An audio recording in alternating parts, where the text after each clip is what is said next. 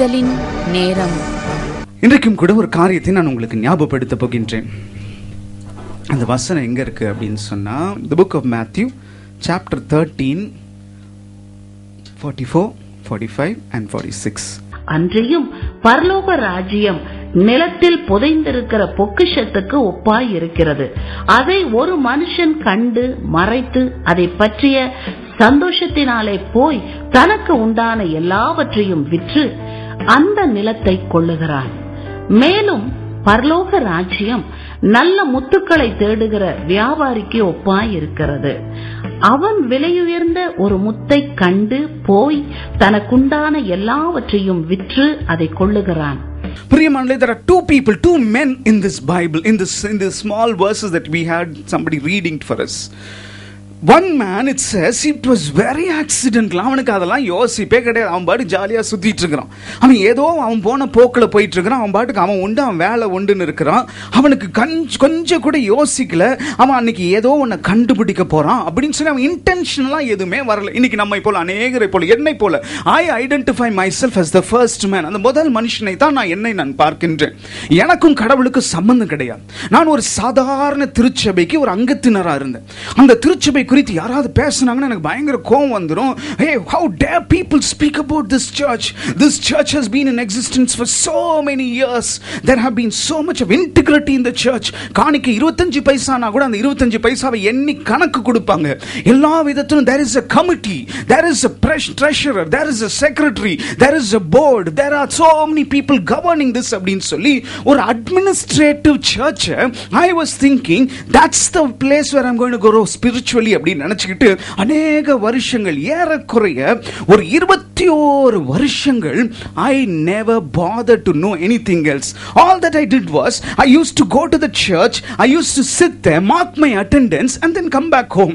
அப்படிப்பட்ட ஒரு சாதாரண மனுஷனாய் இருந்த என்னை திடீரென்று சொல்லி நான் சற்று கூட யோசிக்கவில்லை.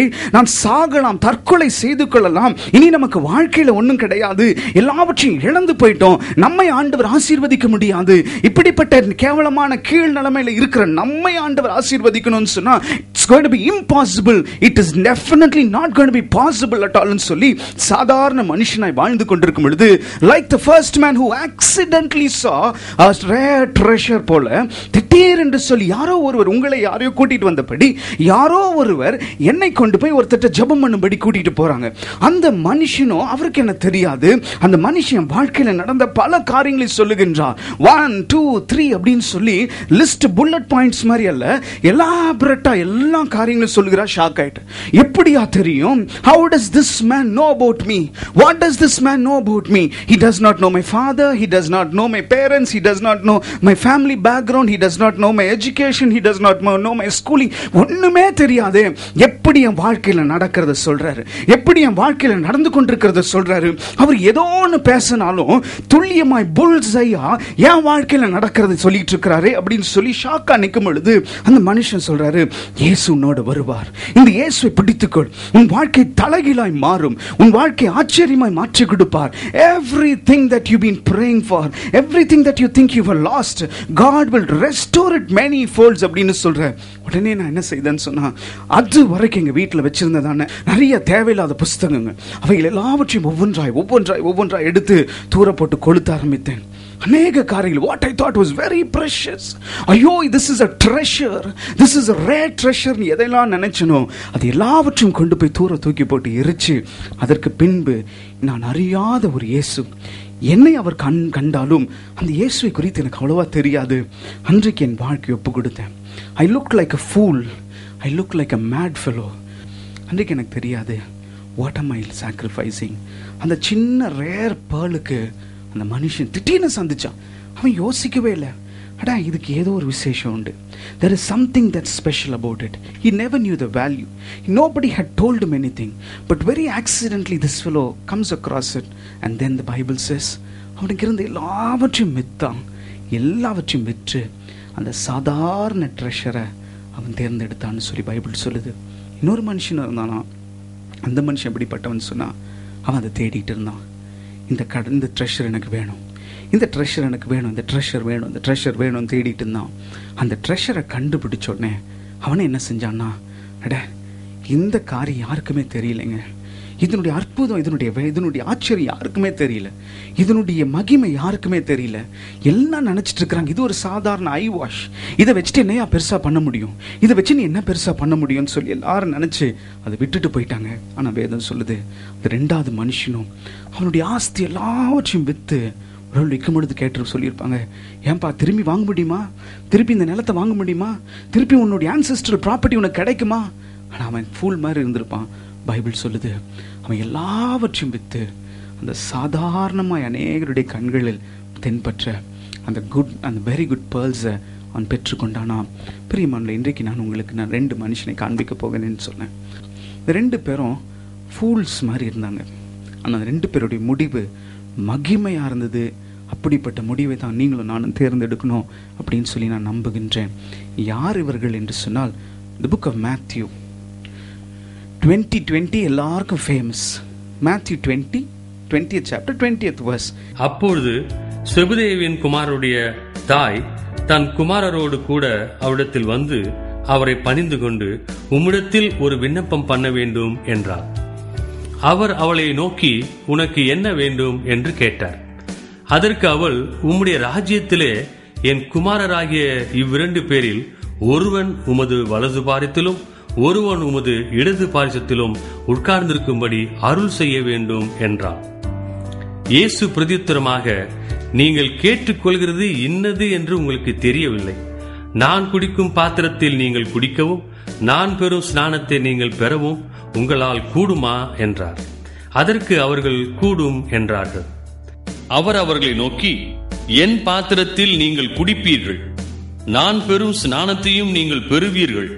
ஆனாலும் என் வலது பாரிசத்திலும் என் இடது பாரிசத்திலும் உட்கார்ந்திருக்கும்படி என் பிதாவினால் எவர்களுக்கு ஆயத்தம் பண்ணப்பட்டிருக்கிறதோ அவர்களுக்கே அல்லாமல் மற்றொருவருக்கும் அதை அருளுவது என் காரியம் அல்ல என்றார். அன்னைக்கு ஒரு அம்மா வர்றாங்க. அந்த அம்மா குறித்து பைபிள் சொல்லுது, அந்த அம்மா தாழ்மையாய் பணிந்து கொள்கின்றார்கள் அப்படின்னு பைபிள் சொல்லுது. பிரியமானவர்களே, யார் இந்த இயேசு கிறிஸ்து அந்த நாட்களில்? இன்றைக்கு உங்களுக்கும் எனக்கும் தெய்வம். இன்றைக்கு உங்களுக்கும் எனக்கும் அவர் ஒரு பெரிய மகிமையின் தெய்வம். ஆனால் அந்த நாட்களில் இயேசு கிறிஸ்து ஒரு 30 வயது வாலிபன். அன்றைக்கு அப்போதான் அவங்களுடைய தச்சு வேலை செய்து கொண்டிருந்த அநேகருக்கு தெரிந்ததான ஒரு வாலிபன். இவரை தெரியாதா அப்படின்னு சொல்லத்தக்கதாய் எல்லாரும் ஜீசஸ்னுடைய ஃபேமிலியை கூட நல்லா அறிந்திருந்தாங்க. இதுக்கு ஒரு எக்ஸாம்பிள் நான் உங்களுக்கு சொல்லவா? மேத்யூ 13 படிக்க கேட்போம். This is for your benefit and my benefit. ஆகையால நம்ம படிக்க கேட்போம். இவன் தச்சனுடைய குமாரன் அல்லவா? இவன் தாய் மரியாள் என்பவள் அல்லவா?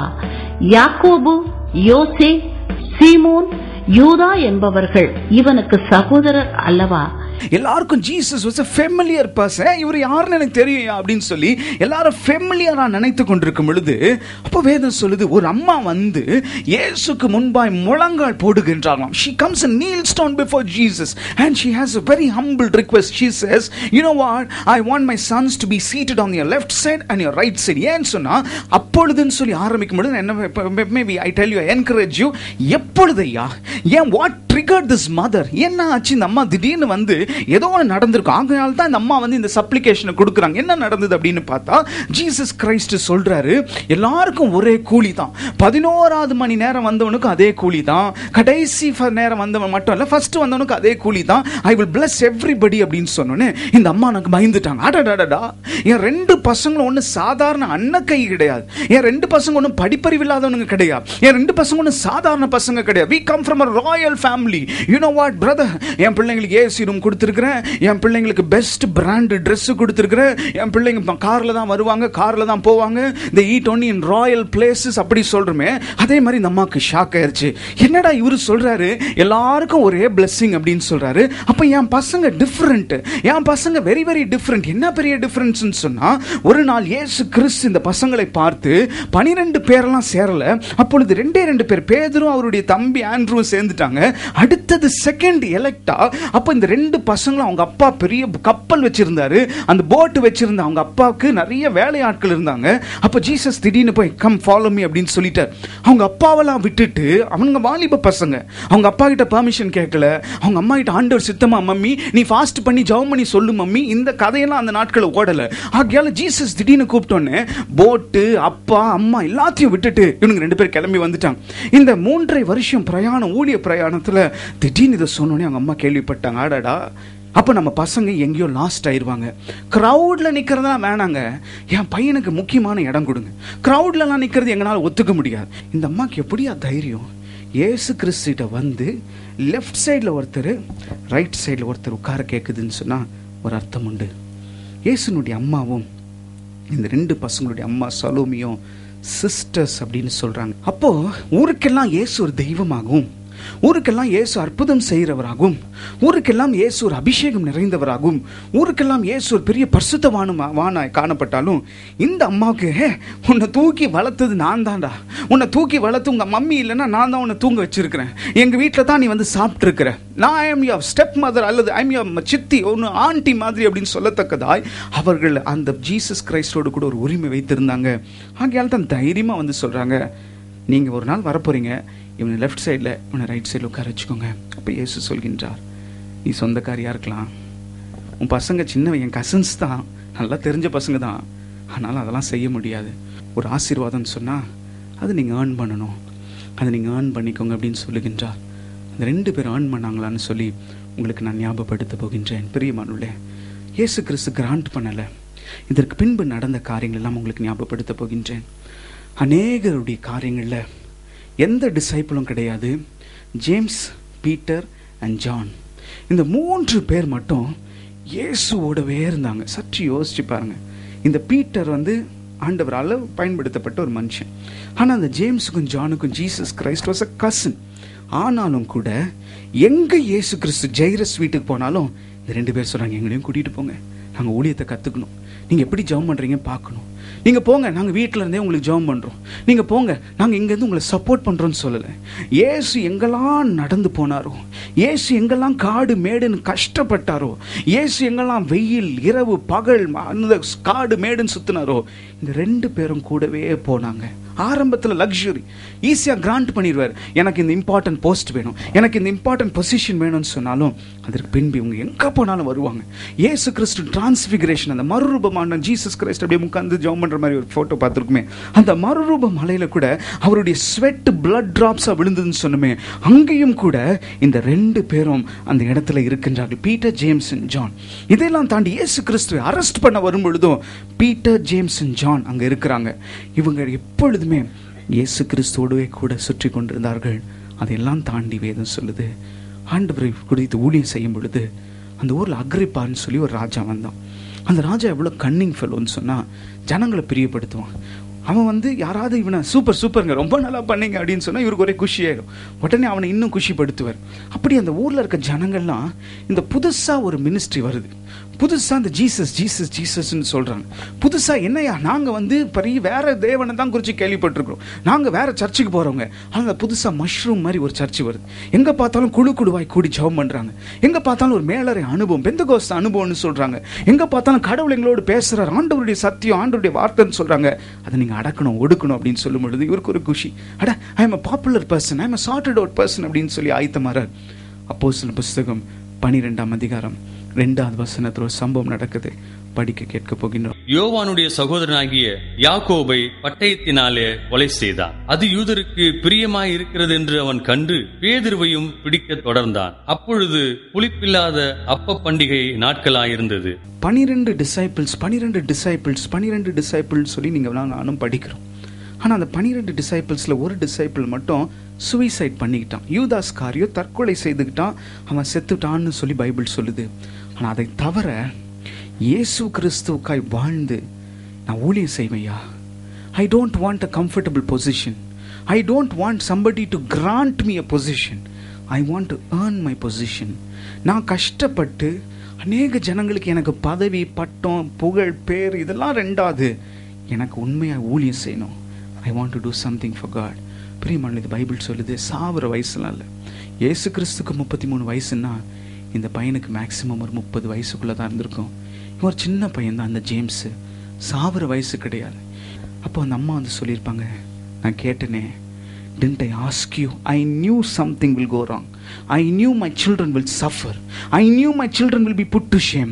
I knew my children will not be accepted. I knew my children will be going through a lot of difficulty. But I knew it and I foreknew it and I came and asked you. I asked you for a secure position, but you did not grant it. சொல்லியிருக்கலாம். வேதம் சொல்லுது, எல்லார் மத்தியிலும் சாகடித்தார்கள். சாவர வயசுல சாகடித்தார்கள். என்ன பெரியசுன்னு சொன்னா, Bible அந்த 12 சீடர்களை ஒரே ஒருத்தனுடைய மரணத்தை தான் பைபிள் ரெக்கார்ட் பண்ணியிருக்கு. மற்ற 10 பேருடைய மரணத்தை நம்ம இன்டர்நெட்ல கூகுளில் சர்ச் பண்ணிக்கலாம். ஆனால் அந்த ஒரே ஒருத்தனுடைய மரணத்தை தான் இயேசு கிறிஸ்து பைபிளில் வரும்படி எழுதி வைத்திருக்கின்றார். காரணம் என்னன்னு சொன்னா, he earned a reward. It was not granted. அவன் கஷ்டப்பட்டாயா, அவன் வேதனைப்பட்டான், என் கூட காடு மேடு ரோடு எல்லாத்தையும் அலைஞ்சான். நான் போய் அவனை கூப்பிட்ட மாத்திரத்தில் வந்தான். வந்தது மட்டுமல்ல, he dedicated his life. அவங்க அம்மா கூப்பிடுறாங்க, அவன் அப்பா செத்துட்டாரு, ஆனாலும் கூட he was with me. அதெல்லாம் தாண்டி ஊழியத்து நிமித்தம் செத்தான்னு சொல்லி பைபிள் சொல்லுகின்றது. இதை தாண்டி இன்னொரு மனுஷனும் கூட இருந்த ஜான் உங்களுக்கு ஞாபகப்படுத்தி அது பின்பு நான் உங்களோடு முடிக்க போகின்றேன். ரெவலேஷன் 1:9 படிப்போம். உங்கள் சகோதரனும் இயேசு கிறிஸ்துவின் நிமித்தம் வருகிற உபத்திரவத்திற்கும் அவருடைய ராஜ்யத்திற்கும் அவருடைய பொறுமைக்கும் உங்கள் உடன் பங்காளனுமாயிருக்கிற யோவானாகிய நான் தேவ வசனத்தின் நிமித்தமும் இயேசு கிறிஸ்துவை பற்றிய சாட்சி நிமித்தமும் பத்மு என்னும் தீவிலே இருந்தேன். பிரியமானவர்களே, இந்த 2வது ஒருத்தர் இருந்தாரு. அவரு ரொம்ப வருஷம் ஊழியம் செஞ்சாரு. கடைசியா ரொம்ப பலமான வயசாயிருச்சு, ரொம்ப வயசு உச்சக்கட்ட வயசாயிருச்சு. அப்பையும் கூட அவரால் சுவிசேஷத்தை சொல்றது நிப்பாட்ட முடியல. அப்பையும் போய் ஏதாவது ஒரு இடத்துல சொல்லணும், எங்கேயாவது போய் ஜீசஸை பற்றி சொல்லணும், எங்கேயாவது போய் எனக்கு ஏசு அற்புதம் செஞ்சாரியா அப்படின்னு சொல்லணும். இப்போ பைபிள் சொல்லுது, வயசான மனுஷன், அந்த மனுஷன் எங்கே தெரியுமா ஜெயிலில் போட்டாங்க? பேட்மோஸ்ன்னு சொல்லி ஒரு ஐலண்டில் போட்டாங்க. அந்த ஐலண்டில் யாருமே கிடையாது, அவர்கிட்ட பேசுறதுக்கு யாரும் கிடையாது. வயசான மனுஷன். அந்த மனுஷன் ஆறுதல், நல்லா இருக்கீங்களா, உங்களுக்கு எதாவது வேணுமா, எதாவது சாப்பிட்றீங்களா, ஹெல்த் நல்லா இருக்கா, உங்களுக்கு எதாவது செய்யணுமா கேட்கறதுக்கு ஆள் கிடையாது. வயசான மனுஷன் பலமான வயசில் கொண்டு போய், இதுதான் உனக்கு சஃபரிங், உன்னை அடித்து உன் பாடியை சித்திரவாதம் பண்ணி நான் கேவலப்பட விரும்பல, உனக்கு நான் ஐசோலேஷன் கொடுக்க போகிறேன், உன்னை ஒரு லோன்லி பிளேஸில் கொடுக்க போகிறேன்னு சொல்லி அந்த லோன்லி தீவுக்குள்ள அனுப்பிட்டார். அந்த தீவில் போனாலும் ஜெபம் பண்ணுற, சாமி எனக்கு ஏதாவது ஊழியம் கொடுங்க, நான் ஏதாவது ஊழியம் செய்யணும், ஜீவனை கொடுத்துருக்கீங்க, ஆயுசை கொடுத்துருக்கீங்க, நான் ஏதாவது உமக்கு ஊழியம் செய்யணும். அப்போ ஆண்டவர் என்ன செய்கின்றார் என்றால், பரலோக ராஜ்யத்தின் வானத்தை திறக்கின்றார், திருச்சபைகளை குறித்து பேசுகின்றார். இந்த திருச்சபையில் இது சொல், இந்த திருச்சபையில் அதை சொல், இந்த திருச்சபை குறித்து இதை சொல், இந்த திருச்சபை குறித்து இதை சொல் என்று சொல்லி 7 திருச்சபைகளை குறித்து எழுதுகின்றார். வரப்போகின்ற ஆக்கினை குறித்து சொல்லுகின்றார், வரப்போகின்ற பிரச்சனைகளை குறித்து சொல்லுகின்றார். ஜனங்கள் இன்றைக்கும் எல்லா புஸ்தகமும் படிப்பாங்க, ஆனால் அந்த வெளிப்படுத்தல் புஸ்தகம் வரும் பொழுது பயந்துருவாங்க. ஐயோ எனக்கு படிக்க வேணாங்க, யாரும் ரெவலேஷனில் மெசேஜ் எடுத்தால் கேட்பேன், ஆனால் படிக்க ரொம்ப பயமாக இருக்குங்க, இது எழுதி காம்ப்ளிகேட்டடாக இருக்குங்க, இதை புரிஞ்சுக்கொள்ள பயமாக இருக்குது. பிரியமானவர்களே, படித்து நல்ல எஜுகேஷன் இருக்கிற நமக்கே இவ்வளோ பிரச்சனை. ஆனால் அந்த நாட்கள் இந்த யோவானுக்கோ ஆண்டவர் சொல்கின்றார், இதை எழுது, அதை எழுது, இதை எழுது என்று சொல்லி அதை எழுதுகின்றார். பைபிள் சொல்லுது, அந்த கடைசி காலம் வரைக்கும் இந்த யோவான் ஊழியம் செய்தார். அவருக்கு 3 புஸ்தகங்களை கர்த்தர் எழுதுகின்றார். அதை தாண்டி ரெவலேஷன் ஒரு புஸ்தகத்தை ஆண்டவர் அவரை வைத்து எழுத வைக்கின்றார். இன்றைக்கு உங்களோடு கூட நான் இந்த காரியத்தை கேட்க போகிறேன். Very nice, you're a part of a ministry, you're a part of a church, but how did you earn this? Is it because of your money? Is it because you're educated? Is it because you belong to a big family? Is it because you're pretty? Is it because you're handsome? Is it because you know somebody? Or is it because you're a friend to the pastor? இதெல்லாம் செல்லாதையா, இதெல்லாம் செல்லாது. இதெல்லாம் bus fare இறங்கி முடிஞ்சோன்னு கிழிச்சு தூர போகிற ticket மாதிரி. அது திருப்பி நீங்கள் ஒன்றுத்துக்கும் பயன்பட. அந்த பாஸ்டர் நரகத்துக்கு போகிறா பரலோகத்துக்கு போகிறா தெரியா, அந்த பாஸ்ட்டுக்கு ஃப்ரெண்டாக இருக்குது நிமித்தம் நீங்கள் ஃபோன் அடித்தோன்னே அந்த பாஸ்ட் எடுத்துறது நிமித்தம் ஒன்றுத்துக்கும் பிரயோஜனம் இல்லாத ஒரு அறிமுகம். ஆனால் இன்றைக்கி நீங்கள் கேளுங்க, there was one man, he looked like a fool. அவன் திடீர்னு ஒரு ட்ரெஷரை பார்க்குறான். அந்த ட்ரெஷருக்காக எல்லாத்தையும் விற்றுட்டு, ஐ want to get the treasure. ஐயா, இந்த சொத்தெல்லாம் எனக்கு இருந்தாலும் அந்த சொத்து எனக்கு பிரயோஜனப்பட போகிறதில்ல, அந்த சொத்து ஒரு நாள் நேற்று போயிடும். ஆனால் இந்த சின்ன ட்ரெஷர் தான், இந்த ட்ரெஷர் நான் வச்சுட்டு இருந்தால் போதும். I think I'm a blessed man. பிரியமானவர்களே, இன்னொரு மனுஷன், he was looking for a treasure. When he found it, he sold everything and he got the treasure. ஆனால் இங்கே இருக்கிற நம்மள யாராவது ஒருத்தர் இந்த ட்ரெஷர் ஆகி இயேசு ஒரு வேளை பேரில் நம்ம நினச்சிக்கிட்டு இருக்கலாம் ஜீசஸ் நம்மளோட இருக்கிறாரு, நம்ம நினச்சிக்கிட்டு இருக்கலாம் ஜீசஸ் நம்மளோடு கூட தான் வராருன்னு. ஆனால் ஒரு வேளை, if you have still not found out this treasure this evening, ask yourself, அந்த மனுஷன் 2 பேர் ஃபூல்ஸா? அதை சொன்னது யாரையா? ஒரு பிரசங்க யாரில் சொன்னது இயேசு கிறிஸ்து. அவர் சொல்கிறாரு, there was one man. There could have been one man சொல்லலை. I will tell you one storyன்னு சொல்லலை, a parableன்னு சொல்லலை. There was one man. ஒரு மனுஷன் இருந்தான்யா, இருந்தான். அம்மா உண்மையாக உயிரோடு இருந்தான். அவன் எல்லாத்தையும் விற்றான். 2 மனுஷங்க எல்லாத்தையும் விற்றாங்க. இன்னைக்கு 1 by 1 we will tell, சாமி நான் இன்னைக்கு இதை விட்டு கொடுத்துறேன், இதை நான் விட்டுறேன். இந்த காரியத்தை நேற்று வரைக்கும் செஞ்சேன், இன்னைக்கு காலையில் வரைக்கும் செஞ்சேன், இப்போ வரைக்கும் கூட அதை யோசிச்சுட்டு இருக்கேன், ஆனால் இன்னைக்கு நான் இதை விட்டுறேன். இன்னைக்கு சொல்ல போகிறோம், ஆண்டவரே நான் ஏதாவது ஒன்றை உங்களுக்காய் செய்யட்டும். கண்களை முடிச்சாமணும். இன்னைக்கு நீங்களும் நானும் ஏதோ ஒன்றை ஆண்டவர்கிட்ட ஒப்பு கொடுக்க போகிறோம். We're going to tell God, I want to leave something for your sake, Lord. This evening I don't want to go the same, as the same man, as the same woman, as the same youngster, as the same young woman. I want to earn my way. It might be a very small price. It could be a college going kid who's seated over here. It could be a mother who's a parent. It could be a young wife. It could be an elderly auntie, uncle, or anybody. We're going to earn ourselves.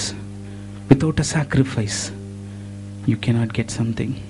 இதுக்கு ஆண்டவர்கிட்ட சொல்ல போகிறோம், ஆண்டவரே நான் உம்மை நோக்கி பார்க்கிறேன் ஐயா, எனக்கு ஏதாவது ஒன்றை நான் உமக்காய் விடட்டும், ஏதாவது ஒன்றை நான் விட்டு உமக்காய் வாழணும்.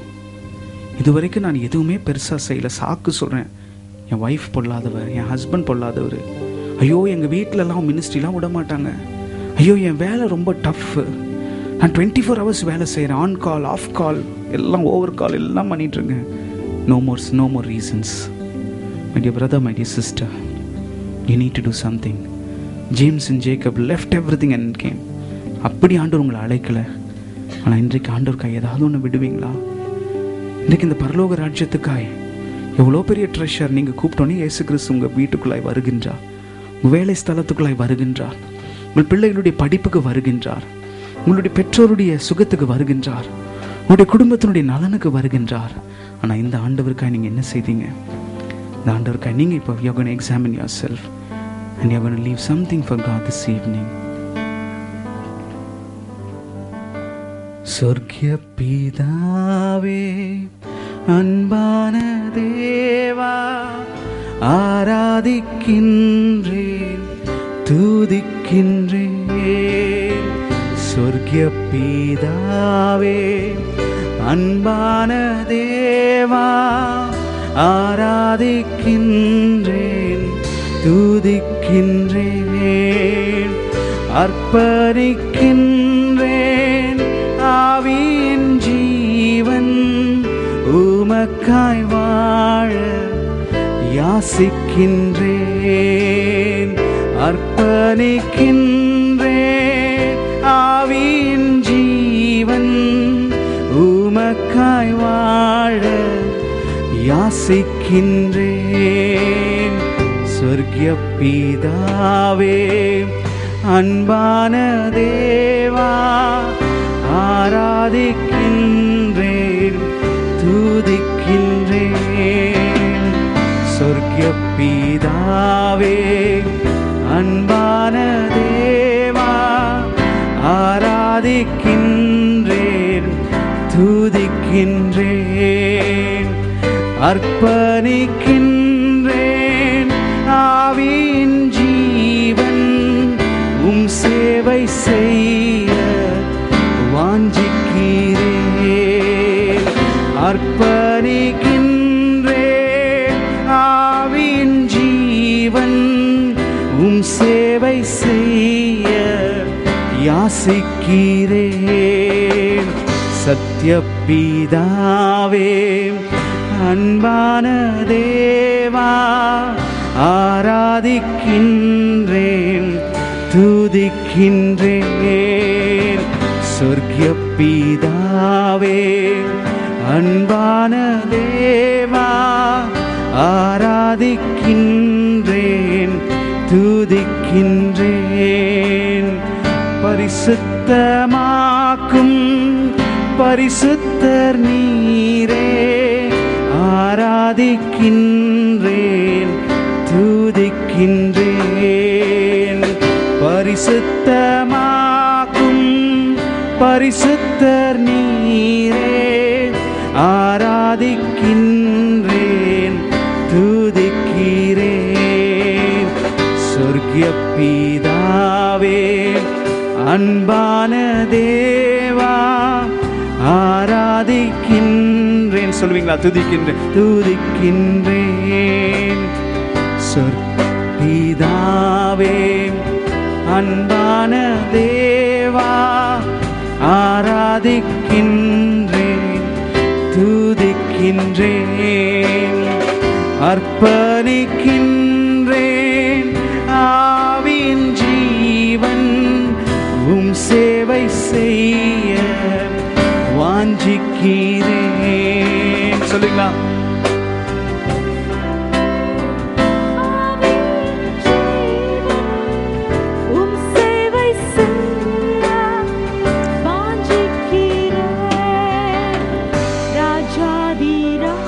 We are not going to leave this place without sacrificing something for God's sake. இன்னைக்கு ஒரு முடிவு எடுங்க. Whom are you going to worship? Whom are you going to seek from this day onwards? Are you going to seek the world, or are you going to seek God?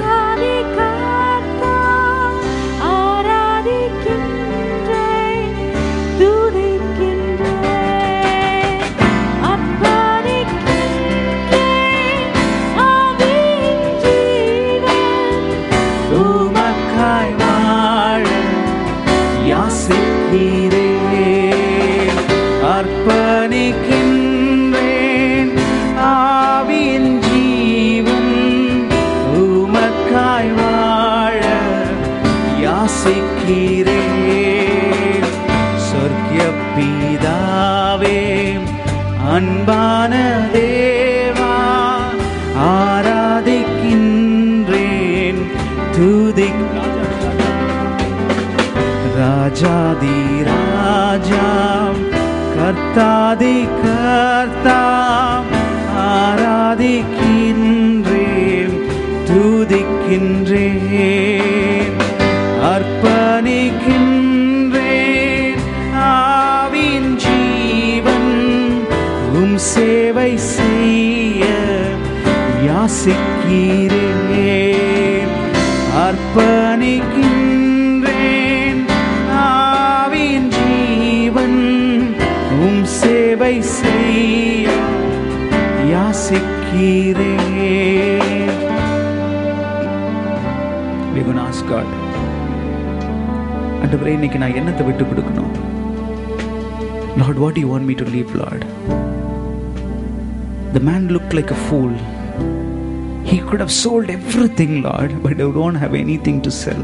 You don't have to sell anything. You don't have to leave anything of the worldly possessions, but leave something from yourself, something from your flesh, something from your heart this evening. இன்னைக்கு ஆண்டவர்கிட்ட சொல்ல போறீங்க, ஆண்டவரே, நாங்கள் உமக்காய். This is the time when God speaks to you. A man sold everything. எல்லாத்தையும் வித்தான். இன்னைக்கு ஒரு காரியத்தை விட்டுறீங்களா? இன்னைக்கு சேர்ந்திருந்த ஒரு காரியத்தை விடுவீங்களா? ஆண்டவர் அன்றைக்கு பேதுருவை தேடி தேடி போய் கேட்டார், என்ன நேசிக்கிறியாப்பா? Do you still love me? Do you still love me? பிரியமானவர்களே, பேதுருவை மட்டுமல்ல, 11 பேரும் சத்தியம் பண்ணி போயிருந்தாலும் அந்த 11 பேரையும் தனித்தனியாக தேடி போயிருக்கக்கூடும். இன்றைக்கு இந்த கூட்டத்தில் இருக்கிற ஒவ்வொருவரும் ஆண்டவர் தேடி உங்கள் பக்கத்தில் நிற்கிறார். நீ நேசிக்கிறேன்னு சொல்கிற, நீ என்ன தான் லவ் பண்ணுறேன்னு சொல்கிற, நீ எனக்காக என்ன வேணாலும் செய்வேன்னு சொல்கிற, ஆனால் வாழ்க்கையில் தெரியலையே, வாழ்க்கையில் அது காணலையே. அப்படி உண்மையாக இருந்தா you won't be doing this. அப்படி உண்மையாக இருந்தா you won't be repeating this. அப்படி உண்மையாக இருந்தா you won't be living a double standard life. அப்படி உண்மையாக இருந்தா you won't be cheating your people. அப்படி உண்மையாக இருந்தா you won't be a cheat. You won't be a fraud. பிரியமானவர்களே, இன்றைக்கு நம்மோடு கூட ஆண்டவர் பேசுவார் என்றால் இன்றைக்கு ஆண்டவர்கிட்ட சொல்லுங்க, சாமி, I want to come out of certain things. Give me the strength. நம் கொடுக்கப்பட்ட அழைப்பில் வேரூன்றி நிற்கும்படி நம்ம செல்லப்போகிற ஆண்டவரே, எங்களை வேறிட செய்தரலும் ரப்பா. ஆழமான வேர்கள் இல்லாதபடிக்கு நம் வாழ்க்கையில without any depth in your lives, maybe you're still floating on shallow waters. நம்ம சொல்ல போறோம், Lord, I want to take root in solid ground, Master Father, Lord. My hope is built upon the rock and I'm here to stay in the name of Jesus, Master. Help us to place our hopes upon you, the rock of ages that was cleft for us, Master. Be with us, sustain us, and let us be rooted in you, Master. Let us abide in you and bear much fruit, as your word says, Master, Father, Lord. Let us be Christians who abide in you, Master, and bear much fruit in the future and the years to come. Be with each and every one of the dear beloved ones who are gathered here. Lord, anoint them and use them as powerful weapons for your glory, for the extension of your kingdom. We ask these things in your precious name. Amen. அருமையானவர்களே, நீங்கள் கேட்ட செய்தி உங்கள் ஆவிக்குரிய வாழ்க்கைக்கு பிரயோஜனமாய் இருந்திருக்கும் என்று நிச்சயமாய் நம்புகிறேன். எங்களுடைய வாராந்திர கூட்டங்கள்